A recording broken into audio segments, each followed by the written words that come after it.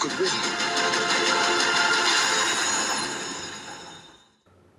Hello everybody, welcome back to Screenstars. I'm here today to bring you my review for the 2023 Marvel Cinematic Universe film Ant-Man and the Wasp Quantumania. The film is directed by Peyton Reed and it stars Paul Rudd, Evangeline Lilly, Michael Douglas, Michelle Pfeiffer, Jonathan Majors, Catherine Newton and Bill Murray. Right, this film is the third outing for Paul Rudd as Scott Lang, also known as Ant-Man. This time round, the film wastes no time, and him and his family, consisting of Hope, Dr. Hank Pym, Janet, and his daughter Cassie, are thrust into the quantum realm where they have to survive, and they come into contact with Kang the Conqueror, who has been placed there because he's been causing chaos across different timelines. He's called Kang the Conqueror for a reason, and he's been condemned to spend the rest of his days in the quantum realm. And he wants out, and he wants out badly.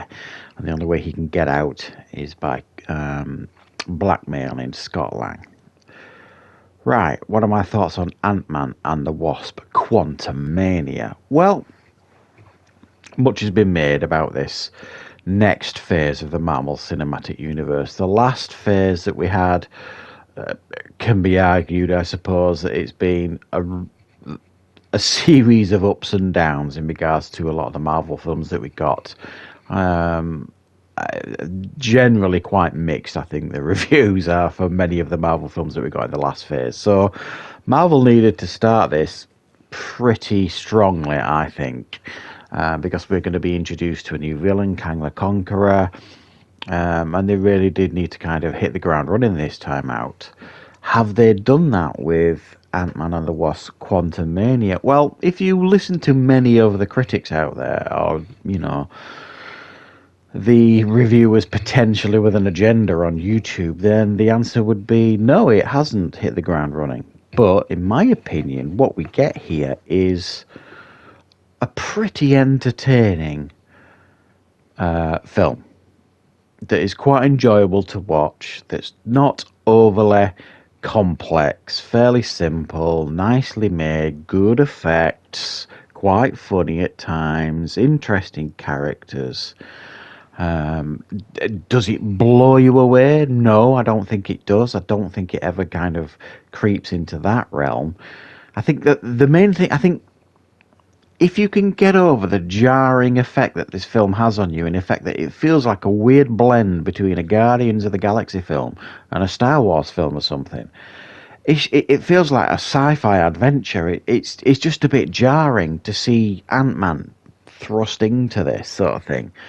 Once you get past that and over that hurdle, then you kind of start enjoying the film a lot more. I think a lot of people will struggle to get past that because it does feel like it's, you know, just a really odd Marvel film in a lot of ways.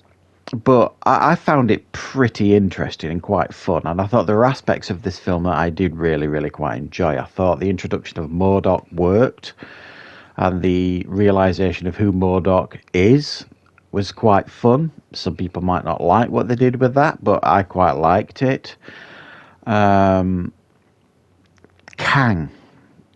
What can I say about Kang? I think probably the best thing I can say is I'm a little bit undecided on Kang. I think he needs a little bit more, a few more Marvel films to kind of, for you to really feel the impact that he could potentially have on the Marvel universe, sort of thing. If